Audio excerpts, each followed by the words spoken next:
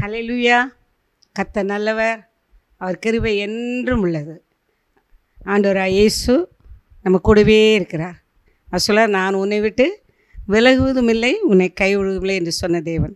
மீண்டுமாக ஆண்டவராய் இயேசு கிறிஸ்துவின் நாமத்திலே உங்கள் யாவருக்கும் நற்செய்தி எழுப்புதல் ஊழியத்தின் சார்பாக என்னுடைய வாழ்த்துதலை தருகிறேன். கர்த்தர் உங்களை ஆசீர்வதிப்பாராக.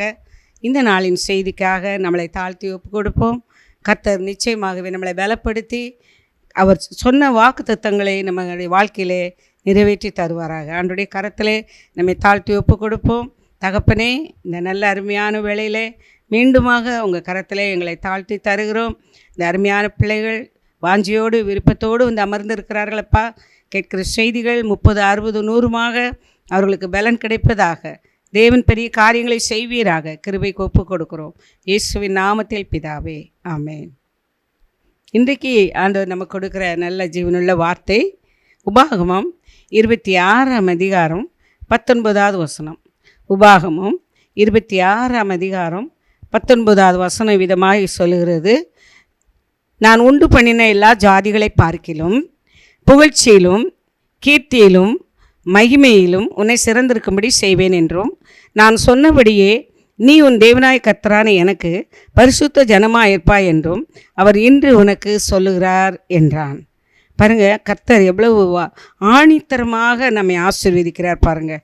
கர்த்தர் இன்றைக்கு அவர் கொடுக்குற தலைப்பு என்ன என்றால், கர்த்தர் உங்களை சிறந்திருக்க செய்வாராம். நம்ம வாழ்க்கையில் ஆண்டவருக்கு பிரியமாக நம்ம நடக்கணும் என்று சொல்லி நினைக்கும் பொழுது நம்மளை சிறப்புள்ளவர்களாக மாற்றுகிறார். நம்ம ஒரு சாதாரணமான மனுஷர் தான், சாதாரணமான மனுஷி தான். ஆனால் நம்மளை ஒரு சிறந்தவர்களாக அவர் பார்க்க விரும்புகிறார், மாற்றுகிறார். பார்க்க விரும்புவதோடு அல்ல, நம்மை மாற்றவும் விரும்புகிறார். அதுதான் என்னன்னு சொல்லி பார்ப்போமானால், அவர் என்ன செய்கிறாராம், புகழ்ச்சியிலே நம்மை சிறந்தவர்களாய் மாற்றுகிறார், நம்மை கீர்த்தியிலே சிறந்தவர்களாய் மாற்றுகிறார், நம்ம மூலமாக அவர் மகிமை அடைய செய்கிறார். அவருடைய நாமம் மகிமை அடைகிறது. அப்போ இந்த நாளில் இந்த 3 காரியத்தை நம்ம சுருக்கமாக பார்க்க போகிறோம். இந்த 3 காரியத்திலும் ஆண்டவர் ஏராளமான சத்தியங்களை தேவனுக்கு வைத்திருக்கிறார். என்ன காரியங்கள் என்று சொல்லி பார்க்கும் பொழுது, அவருடைய புகழ்ச்சி. முதலாவது புகழ்ச்சி எப்போ வரும் தெரியுமா? ரோமர் 13ஆம் அதிகாரம் 3வது வசனம் சொல்கிறது. ரோமர் 13ஆம் அதிகாரம் 3வது வசனம் நம்ம நன்மை செய்யும் பொழுது நமக்கு என்ன வருமா? புகழ்ச்சி வருமா? நம்ம எந்தெந்த காரியங்களாம் நன்மை, ஏதாவது ஒரு நல்லதுக்கு செய்தோன்னா, ஒருத்தருக்கு ஏதாவது ஒரு காரியத்தை நம்ம கொடுத்தோன்னா, இல்லைன்னா எந்த ஒரு நன்மையான காரியங்களை செய்தாலும் அதனால் என்ன, அவங்க நம்மளை என்ன செய்வாங்க, இப்போ இவங்க ரொம்ப நல்லவங்கப்பா, என்ன மாதிரி செய்கிறாங்க, எப்படி நம்மளை நேசிக்கிறாங்க அப்படின்னு நம்மளை உடனே என்ன செய்வாங்களாம், புகழ்வாங்களாம். ஆனால் நம்ம அந்த வீண் புகழ்ச்சியையும் நம்ம செய்யணும், நன்மை செய்யணும். ஆனால் அந்த புகழ்ச்சியை நம்ம என்ன செய்யக்கூடாது, அதை பெரிதாக நம்ம என்ன செய்யக்கூடாது, எதிர்பார்க்கக்கூடாது. ஸோ 13ஆம் அதிகாரம் 3வது வசனம் சொல்லுகிறது, மேலும் அதிகாரிகள் நற்கிரியைகளுக்கு அல்ல துர்க்கிரியைகளுக்கே பயங்கரமாக இருக்கிறார்கள். பயப்படாது இருக்க வேண்டுமானால் நன்மை செய், அதனால் உனக்கு புகழ்ச்சி உண்டாகும். ஸோ நம்ம நன்மை செய்யும்போது நம்ம வாழ்க்கையில் நம்ம புகழ்ச்சியை ஜனங்கள் என்ன செய்கிறாங்க, நமக்கு கொடுக்குறாங்க. நம்ம பேரை என்ன செய்கிறாங்க, அவங்க பெருமைப்படுத்துகிறாங்க.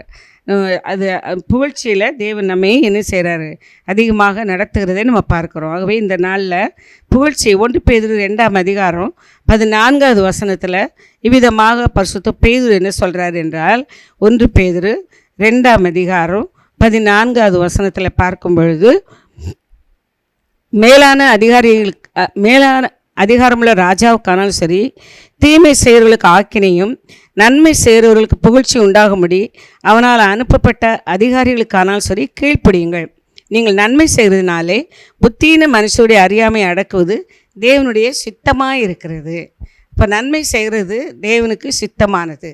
நன்மை செய்கிறவங்க எல்லாருமே பரிசுத்த ஆவியினுடைய ஒத்தாசையோடு, அது மாத்திரமல்ல அவங்களிடத்தில் அந்த நன்மை வாசமாக இருக்கிறது. நல்லது செய்யணும் ஏழைங்களுக்கு. சிலர் தங்கள் புகழ்ச்சிக்காக செய்வாங்க. அந்த புகழ்ச்சிக்காக செய்கிறது கொஞ்ச நாளில் மறைந்துவிடும். ஆனால் ஆண்டவர் விரும்புகிற புகழ்ச்சி, மனுஷனுக்கு ஆண்டவர் விரும்புகிற புகழ்ச்சியை நம்ம என்ன செய்யணும், எது நன்மை செய்து நம்ம என்ன செய்வோம், பாடுகளை அனுபவிப்போம். நம்ம நன்மை செய்து பாடுகளை அனுபவிக்கும் போது அதை நம்ம ஸ்தோத்திரத்தோடு நம்ம என்ன செய்யணும், ஏற்றுக்கொள்ள வேண்டும். சிலர் சொல்லி நமக்கு எதுக்கு இந்த வம்பு, அவங்க எப்படியும் போகிறாங்கன்னு சொல்லி என்ன செய்வாங்க, போயிடுவாங்க. ஆனால் இங்கே ஆண்டவர் அதை என்ன செய்கிறாரு, நம்ம எந்த விதத்தில் குடும்பத்தில் ஆனாலும் சரி, நம்ம துணிஞ்சு சில காரியங்களை, தைரியமாக சில காரியங்களை செய்யணும். சரியா? நான் நிறைய காரியங்களை நான் இந்த நாட்டில் ப்ராக்டிக்கலாக நான் பார்க்குறேன். வீட்டில் குடும்பத்தில் ஆனாலும் சரி, நமக்கு எதுக்கு இந்த வம்பு, எனக்கு இந்த ஜஞ்சடே வேண்டாம், என்னை ஆளை விட்டுருங்க, நான் போகிறேன், எனக்கு சொத்தும் வேண்டாம், சுகமும் வேண்டாம், எனக்கு வேறு ஒன்றும் வேண்டாம், எனக்கு இந்த ஜஞ்சடே வேண்டாம், எனக்கு இது பிடிக்கவே இல்லைன்னு சொல்லிட்டு போயிடுவாங்க. ஆனால் ஆண்டவர் அந்த வழியாக தான் நம்ம போகணும். அப்படின்னா நிச்சயமாக நம்ம அதை என்ன செய்யணும், அந்த நன்மையை நம்ம என்ன செய்யணும், அந்த தீமையை நம்ம நன்மையாக நம்ம ஆண்டவர் சொன்ன காரியத்துக்கு அந்த நெருக்கமான சூழ்நிலைகளை நம்ம சகித்து நம்ம முன்னேறும்போது அது நம்முடைய குடும்பங்களுக்கு நலமானதாக இருக்கும். தீமை செய்கிறவர்களுக்கு நன்மை செய்து, நீங்கள் நன்மை செய்கிறதுனாலே புத்தியின மனுஷருடைய அறியாமை அடக்குவது தேவனுடைய சித்தமாக இருக்கிறது. அதனால் நீங்கள் என்ன செய்யக்கூடாது, அது எதுக்கு அவங்க செய்துட்டு போகிறாங்க, அவங்க வேலையை அவங்க செய்துட்டு போகிறாங்க, கரெக்டு தான். ஆனால் அதே நேரத்தில் உன்னை கொண்டு தான் ஆண்டவர் அதை செய்யணும்னு சொன்னால் நீ அதை கண்டிப்பாக தைரியமாக வரணும். அதனால் ஒருவேளை உன்னை நிந்திப்பாங்க, உன்னை தவறாக பேசுவாங்க, உன்னை என்ன செய்வாங்க, பணத்துக்கு ஆசைப்பட்டு செய்கிறான்னு சொல்லுவாங்க. இல்லைன்னா அவன் என்ன செய்கிறான், எதையோ ஒன்று காக்கா பிடிச்சி என்னத்தையோ பண்ணுறான்னு என்னெல்லாமோ சொல்ல தான் செய்வாங்க. அதெல்லாம் சகிச்சு நீ முன்னாடி வந்தேன்னா அதுதான் நீ ஆண்டுடைய பார்வையில் நன்மை செய்கிற காரியங்கள். அதுதான் உனக்கு புகழ்ச்சி. அந்த புகழ்ச்சியை தான் தேவன் இந்த நாளில் நம்மளிருந்து எதிர்பார்க்குறார்.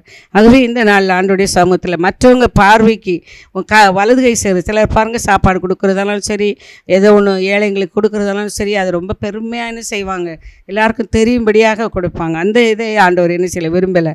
உன் வலது கை செய்கிறதை உன் இடது கை அறியாதிருக்க கிடையாது என்று சொல்கிறார். ஆகவே இந்த நாளில் ஆண்டோடைய கரத்தில், ஆண்டவரே அப்பா, இந்த புகழ்ச்சி உங்கள் நாம மகிமைக்கு எதிரமாக எனக்கு என்ன செய்யணும், நடக்கணும் என்று சொல்லி நம்ம ஆண்டுடைய கரத்தில் நம்மை தாழ்த்தி ஒப்பு கொடுப்போம். ஆபிரகாம் தேவனுடைய வார்த்தைக்கு கீழ்ப்படிந்தான். அவனுக்கு எவ்வளோ துக்கம் இருந்திருக்கும். 100 வயதில் ஒரு குழந்தையை கொடுத்தார். 75 வயதில் வாக்குத்தத்தம் பண்ணார். 25 வருஷம் கழித்து ஒரு குழந்தையை கொடுத்தார். திரும்ப அவனுடைய 17 வயதில் ஈசாக்கை பலி செலுத்துன்னு சொல்கிறாரு. ஆனால் அவருக்கு எப்படி இருந்திருக்கும். ஆனாலும் அவர் என்ன செய்கிறாரு, அந்த வார்த்தைக்கு அவர் கீழ்ப்படிந்ததுனால அந்த நன்மை செய்து அவர் என்ன செய்கிறார், விசுவாச போராட்டம், அது விசுவாசத்தில் அவர் சோதிக்கப்படுகிறார். சோதிக்கப்படும் பொழுது அந்த நன்மையை அவர் என்ன செய்கிறார், ஆண்டோடைய சமூகத்தில் ஆண்டவர் சொன்னார் நான் செய்யணும்னு சொல்லி அவர் தைரியமாக என்ன செய்கிறார், அவருடைய பிள்ளை அவர் கேட்டார், அதனால் நான் என்ன செய்கிறேன், கொண்டு போகிறேன்னு சொல்லி பலி செலுத்த போனார். ஆனால் தேவன் அதை என்ன செய்கிறார், அங்கீகரித்து ஆசீர்வதித்து அவனை என்ன செய்கிறாரு, அவன் இன்றைக்கும் அவருடைய பேரை தேவன் புகழ்ச்சியாக கீர்த்தியாக அவர் தம்முடைய நாம மகிமைக்கு எதிரமாக ஆபிரகாம் மூலமாக தேவன் பெரிய காரியங்களை செய்திருக்கிறார். நம்ம வாழ்க்கையில் அதைத்தான் தேவன் எதிர்பார்க்கிறார். நம்மிடத்தில் இருக்கிற விசுவாசம் நல்லா என்ன செய்யணும், இன்னும் அதிகமாக கிரியை செய்யணும். அந்த விசுவாசத்தில் நம்ம வளரும்போது நிறைய சோதிக்கப்படுவோம். 2 சோதனை இருக்குது நம்ம வாழ்க்கையில். ஒன்று பாவத்தினால் உள்ள ஒரு சோதனை, நம்ம பாவம் செய்கிறதுனால நமக்கு வர்ற சோதனைகள். இன்னொன்று நம்முடைய விசுவாச பரீட்சை. தேவன் அவரே ஆதியாகமம் 22ஆம் அதிகாரம் 1வது வசனத்தில் பார்க்குறோம், தேவன் ஆபிரகாமை என்ன செய்கிறார், சோதித்தார்ன்னு இருக்குது. அந்த ஈசாக்கை அவர் என்ன செய்கிறார், பலி செலுத்தி கொண்டு வரும்போது தேவன் ஆபிரகாமை சோதித்ததாக பார்க்குறோம். அப்போது இந்த சோதனை எப்படி வந்தது, இந்த சோதனை இது சரியா தவறா, அப்படி நம்ம வாழ்க்கையில் உள்ள கஷ்டம், ஒரு துன்பம் வந்தது, ஒரு பிரச்சனை வந்தது. அப்போ அந்த புகழ்ச்சிக்கு நமக்கு அந்த புகழ்ச்சியை எதிர்பார்த்து நன்மையை நம்ம பெருசாக நம்ம ஏதாவது ஒன்று செய்யணும் அப்படின்னு நினைக்கக்கூடாது. ஆண்டவரே இந்த காரியத்தில் நீங்கள் என்ன எண்ணத்துலேருந்து எதிர்பார்க்குறீங்க, நான் என்ன செய்யணும்னு சொல்லும்போது அவர் அழகாக பாவமாக இருந்தால் அதிலேருந்து வெளியே வர சொல்வார். இல்லை விசுவாச பரீட்சையாக இருந்தால் அதை சகிக்கிறதுக்கு பொறுமையை கொடுப்பார்.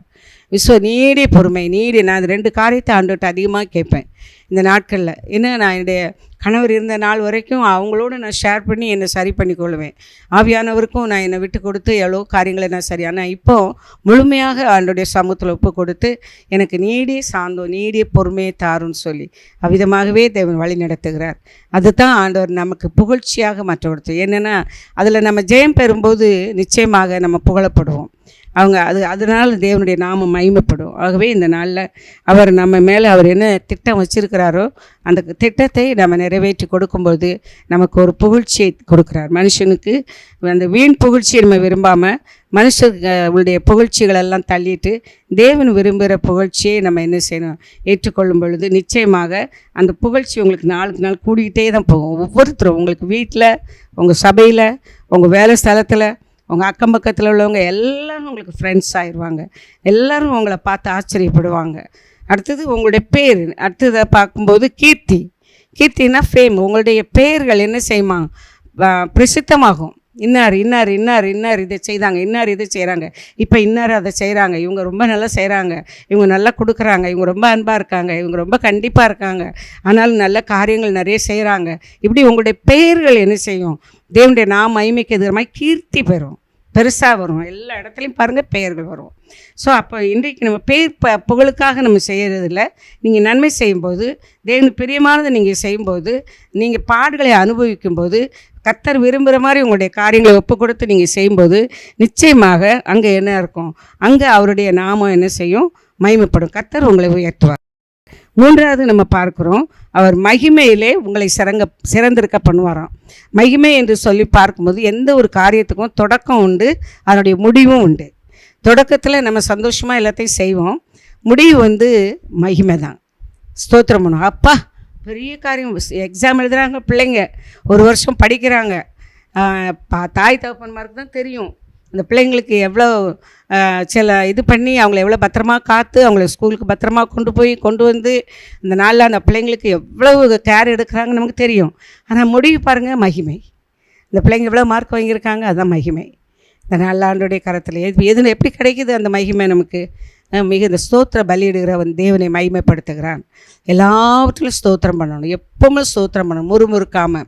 2 காரியத்தை ஆவியானவர் நம்மக்கிட்ட எதிர்பார்க்குறார். ஒன்று, நம்ம எந்த காரியத்துக்கும் முறுமுறுக்கக்கூடாது, எந்த காரியத்தையும் மற்றவங்கள்ட்ட போய் குறையாக முறையிடக்கூடாது. இதுதான் இஸ்ரவேல் ஜனங்களிடத்தில் காணப்பட்ட குறைவுகள். அவங்க என்ன செய்தாங்க? வழிநெடுக முறுமுறுத்துக்கிட்டே வந்தாங்க. மோசே அந்த ஜனங்களை வழி நடத்தும்போது அவங்களால என்ன செய்ய முடியல? சகிக்க முடியல, நடக்க முடியல, சாப்பாடு சரியில்லை, தண்ணி சரியில்லை, இந்த தண்ணி என்ன இப்படி இருக்குன்னு. ஆக இப்படியா புலம்பி வந்து கடைசியில் கானானுக்குள்ளே போனவங்க 2 பேர் தான். மோசே கொண்டு போய் அந்த கானானுக்குள்ளே சேர்த்த ஜனங்களில் 2 பேர் தான், யோசுவாவும் காலேபும். ஆகவே இந்த நாளில் நம்ம எதில் நம்ம கீர்த்தியாக இருக்கிறோம், எதில் நம்ம மகிமையை கொடுக்குறோம் ஆண்டவருக்கு, எல்லாவற்றிலும் நம்ம என்ன செய்யணும்? ஆண்டவருடைய நாமம் மகிமைப்படுவதற்கு நம்ம என்ன செய்யணும்? நம்மளை அர்ப்பணிக்கணும். எல்லாத்துலையும் ஸ்தோத்திரம் செய்யுங்க. எல்லாத்துலையும் ஸ்தோத்திரம் செலுத்துறது தேவனுக்கு சித்தமானது. அப்போது இதனால் புகழ்ச்சி அவருக்கு தான், கீர்த்தியும் அவர் தான் நம்ம கொடுக்கணும். நம்முடைய பேர் எல்லாம் இடமும் வரணுமா? இப்போ ஒரு மனுஷன் ஒரு நல்ல காரியத்தை செய்கிறாங்க, ஒரு பர்டிகுலர் பிளேஸில் மட்டும் அது நிற்காது, அவங்க மூலம் இன்னொருத்தர் போய் சொல்லுவாங்க. இப்போ நான் சொல்லுவேன், இந்த இடத்துல இந்த சகோதரன் ரொம்ப நல்லா பண்ணுவாங்க, அவங்க கையில் கொண்டு கொடுங்க, அவங்க இதை நல்லா உங்களுக்கு டைரக்ட் பண்ணி நல்லா செய்து கொடுப்பாங்கன்னு சொல்லுவாங்க. அது அப்படியே அவங்க இன்னொருத்தர் மூலம் அப்படியே அவங்களுடைய பெயர்கள் கீர்த்தியாக வரும். அது மட்டும் இல்லை, அவங்க செய்கிற காரியங்கள் எல்லாவற்றிலும் தேவன் மகிமை அடைவார். கர்த்தர் உங்களுக்கு வெற்றியை கொடுப்பார். மகிமை அடைகிறதுனா என்ன? நீங்கள் வெற்றியை அடைவீர்கள், நல்ல சந்தோஷமான காரியங்களை பார்ப்பீங்க. எல்லா காரியத்திலும் நீங்கள் எல்லாவற்றையும் நீங்கள் சந்தோஷமாக ஏற்றுக்கொள்ளும் பொழுது நிச்சயமாக தேவன் உங்களுக்காக யாவையும் செய்து கொடுப்பார், மகிமை அடைவீங்க. ஆபிரகாம் அந்த தேவனை விசுவாசித்து தன் பிள்ளையை பலி செலுத்துறதுனால இன்றைக்கும் தேவனுடைய நாமம் அவர் மூலம் மகிமை அடைகிறது. ஆகவே நம்ம ஆண்டுடைய கரத்தில் நம்மளை எதிலெல்லாம் அவர் சிறந்திருக்க செய்வார். இன்றைக்கு இந்த செய்தியின் மூலமாக தேவன் இந்த 3 காரியத்திலையும் உங்களை சிறந்திருக்க பண்ண போகிறார். எதிலெல்லாம் நீங்கள் புகழ்ச்சி அடைவீர்கள். ஆண்டவர் உங்களை புகழ பண்ணுவார். ஜனங்கள் உங்களை புகழ்ச்சியாக, அது புகழ்ச்சி வந்த உடனே பெருமை வந்துடக்கூடாது. நமக்கு ஒரு நல்ல மார்க் வாங்கி நல்லா இது பண்ணோடனே உடனே காலேஜில் பார்க்குறோம், ஒரு பிள்ளை ஸ்டேட் ஃபஸ்ட்டு வந்துச்சு, அது கிட்டத்தட்ட 600க்கு 598 மார்க் வாங்கிச்சு. அதுக்கு ஸ்கூல் பிரின்ஸ்பால் அவளை கூப்பிட்டு மெரிட்டில் அவளுக்கு என்ன செய்கிறாங்க? அவள் விரும்பின சீட்டை என்ன செய்கிறாங்க? கொடுக்குறாங்க. அவள் பக்கத்துலேயே உட்காந்து அவங்க என்ன செய்கிறாங்க? பேசி பேட்டி கொடுத்து எல்லாம் செய்கிறாங்க. இப்படி நிறைய இடங்களில் பார்க்குறோம். ஏன்? அந்த புகழ்ச்சி. ஆனால் அந்த புகழ்ச்சியில் என்ன செய்திடக்கூடாது? விழுந்து விடக்கூடாது. வீண் புகழ்ச்சியை நம்ம என்ன செய்திடக்கூடாது? இது கீர்த்தி. அந்த பெயர்கள் இன்னும் நாளுக்கு நாள் மென்மேலும் அது என்ன செய்யும்? பெரிதாக வரும். அதில் எல்லாவற்றிலும் முடிவு. அவங்க இன்னும் படித்து பெரிய ஆளாக ஒரு பொண்ணு சொல்லிச்சுது, நான் இவ்வளோ இன்ஜினியரிங் படிக்கலாம், இவ்வளோ படிக்கலாம், ஆனால் எனக்கு சிஏ பண்ணணும், அக்கௌண்டண்ட் ஆகணும், அதனால் நான் எனக்கு இந்த குரூப் எடுத்திருக்கேன்னு சொல்லி அப்போ அதனுடைய முடிவு எண்டு மகிமையாக இருக்கும். கர்த்தருக்கு விரும்புகிற மாதிரி உங்களை சிறந்திருக்க செய்வாராம். அது படிப்பில் மாத்திரம் இல்லை, உங்களுடைய வேலை ஸ்தலத்தில், உங்களுடைய குடும்ப வாழ்க்கையில், உங்களுடைய எல்லா காரியத்திலும் தேவன் உங்களை புகழ்ச்சியும் கீர்த்தியும் மகிமையுமாய் விளங்க செய்வார். ஒரு சம்பவத்தை ஆண்டுடைய கிருபையினால் உங்களோடு கூட பகிர்ந்து கொள்ள விரும்புகிறேன். எந்த காரியத்திலும் துவக்கம் ஒன்று உண்டு, முடிவும் உண்டு. அந்த துவக்கம் அற்பமானதாக இருக்கும், முடிவு சம்பூர்ணமானதாக இருக்கும், மகிமையானதாக இருக்கணும். அதைத்தான் நம்ம எல்லோரும் எதிர்பார்ப்போம். இந்த நாளில் ஒரு அருமையான சிக்கு என்ற ஒரு அருமையான சிறுவன், ஸ்கூலுக்கு போகிற பையன். இப்போ அவன் என்ன செய்கிறான், அவன் வந்து கொஞ்சம் நல்லா படிப்பான், அந்த பெஸ்ட் மார்க்கு, கிளாஸ்லலாம் நல்ல மார்க் வாங்குற, ரொம்ப அமைதியாக இருப்பான். மற்ற அவன் கூட உள்ள மற்ற பையங்க ஜானு, பீட்ரு, இன்னும் அதை நிறைய பேர்கள் இருக்குது. அவங்கெல்லாம் என்ன செய்வாங்க, குறும்பு, பயங்கர குறும்பு. இப்போ திடீர்னு ஒரு நாள் டீச்சர் வந்து சொல்கிறாங்க, நான் இப்போ உங்கள் எல்லாருக்கும் ஒரு ஷேப், ஒரு இது கொடுக்க போகிறேன். அந்த ஷேப் வந்து ரெக்டாங்கிள், ட்ரையாங்கிள், ஸ்கொயர், இப்படி ஒரு ஷேப்பை நான் கொடுக்க போகிறேன். நீங்கள் அதை எனக்கு வீட்டிலேருந்து ஃபில்அப் பண்ணி எனக்கு என்ன செய்யணும், எடுத்துகிட்டு வரணும்னு சொல்கிறாங்க. யார் இது நல்லா இருக்குதோ அது பெஸ்ட்டு ஒன்று வந்து சூஸ் பண்ணி உங்களை காம்படிஷன் அது. அப்போ அந்த அதனுடைய தலைப்பு வந்து ஷேப் போட்டு அவங்களுக்கு எல்லாேருக்கும் ஒரு இது கொடுக்குறாங்க. இப்படி சொல்லவுமே ஸ்டூடெண்ட்ஸ் எல்லாம் பாஞ்சு போய் எனக்கு ரெக்டாங்கிள் வேணும், எனக்கு வந்து இது வேணும், அது வேணும்னு எல்லாம் கேட்டாங்க. கடைசியில் எல்லாம் கொடுத்தது போக இந்த பையன், இந்த சிக்கு வந்து கொஞ்சம் ஷார்ட்டாக இருப்பான். அவனால் என்ன செய்ய முடியல, எல்லோரும் ஓடும்போது அதனால் ஓடி உள்ளே போக முடியல. அடுத்தது எல்லோரும் இவனை கிண்டல் பண்ணுவாங்களாம், அவன் குள்ளமாக இருக்கிறது. ஆனால் மார்க் நிறைய வாங்குறதுனால அவன் மேலே பொறாமையும் கொள்வாங்களாம். அதனால் இவன் என்ன செய்கிறான், அவங்க எல்லாம் வாங்கின பிறகு மெதுவாக டீச்சர்கிட்ட போய் பார்க்குறான்னா அங்கே வந்து ரவுண்டு இருந்துச்சான். அவனுக்கு கிடைச்ச ஷேப் வந்து அந்த காம்படிஷனில் ரவுண்டு தான் கிடச்சிதான். அவன் இதை பார்த்துட்டு இதை வச்சு நான் என்ன செய்ய முடியும் அப்படின்னு சொல்லிட்டு வாங்கிட்டு என்ன செய்யிட்டான், வந்துட்டான். சரி நம்ம அம்மாட்ட கொண்டு போய் காட்டலாம்னு சொல்லி வீட்டில் வந்துட்டு அம்மாட்ட சொல்லிவிட்டு அழுகுறான், பாருங்கம்மா என்னை யாருமே எனக்கு இது பண்ணல. அடுத்தது அந்த பசங்களும் அவன் பட்டு அது ரவுண்டு வட்டம்னு கூட சொல்லலையாம். டேய் உனக்கு கோழி முட்டை கிடச்சிருக்கடான்னு சொல்லி அவனை என்ன செய்கிறாங்க, கிண்டல் பண்ணுறாங்க. ஆனால் அவன் அதையும் சகிச்சுட்டு பொறுமையாக வீட்டுக்கு வந்திருக்கிறான். வீட்டுக்கு வந்து அம்மா சொல்கிறாங்க, இதுக்காக நீ இவ்வளோ ஃபீல் பண்ணுற, இதில் பாரு, இதில் நீ தான் நான் பெஸ்ட்டாக நீ செய்ய போகிற அப்படி சொல்லி அவங்க அம்மா என்ன செய்தாங்களாம், அழகாக ரவுண்டாக போட்டு எல்லாத்துக்கும் ரவுண்டில் ஒரு மீனிங்கில் ஒரு பிக்சரை அவங்க உள்ளே வரைஞ்சாங்களாம். ஒரு பிக்சராக வரைஞ்சி அந்த ரவுண்டாக போட்டு அந்த இடத்துல நிறைய காரியங்களை ஃபில்அப் பண்ணி அழகாக கலர் பண்ணி கொண்டு போகிறாங்களாம். எல்லா ஷேப்போடைய இதையும் காம்படிஷனில் உள்ள பேப்பரையும் வாங்கி கரெக்ட் பண்ணதில் இவன் பேப்பருக்கு தான் ஃபஸ்ட் மார்க் கிடச்சிருக்கு. தட் மீன்ஸ் எது நமக்கு தள்ளப்படுதோ, எது இது ஒன்றுக்கு உதவாதுன்னு நினைக்கிறோமோ, இந்த பையன் பொறுமையாக இருந்தான். எதையும் அவன் யார் கூடயும் போய் சண்டை போடலை. எல்லா காரியத்திலும் அவனுக்கு நல்ல ஒரு எனக்கு கிடைச்சது என்னது, புகழ்ச்சி கிடைச்சிது, கீர்த்தி கிடைச்சிது. கடைசியில் அவனுக்கு நல்ல பேர், ஆண்டவருடைய நாமம் அவன் மூலமாக மகிமை அடைஞ்சிது. அந்த பெஸ்ட்டு படம் வரைஞ்சிருக்கிறான் அப்படின்னு சொல்லி. அப்போ இன்றைக்கு நம்ம ஆண்டோடைய கருத்தில் எதுவானாலும் சரி, ஆண்டோடைய சமூகத்தில் நம்ம சோர்ந்து போகாமல் நம்மளை ஆண்டோடைய கருத்தில் ஒப்பு கொடுப்போம். நிச்சயமாக ஆண்டவர் நமக்காக எல்லாவற்றையும் செய்வார். நன்மை செய்து தேவனுடைய வார்த்தைக்கு கீழ்ப்படிந்து இந்த சந்ததிக்குள்ளே பூமியில் உள்ள சகல ஜாதிகளிலும் உங்களை என்னையும் ஆண்டவர் ஆசீர்வதிப்பார். நன்மை செய்து நமக்கு என்ன செய்யுமா, நன்மை செய்து நம்ம பாடுகளை அனுபவிக்கும் போது நம்ம என்ன செய்யக்கூடாது, உடனே நம்ம சோர்ந்து போயிடக்கூடாது.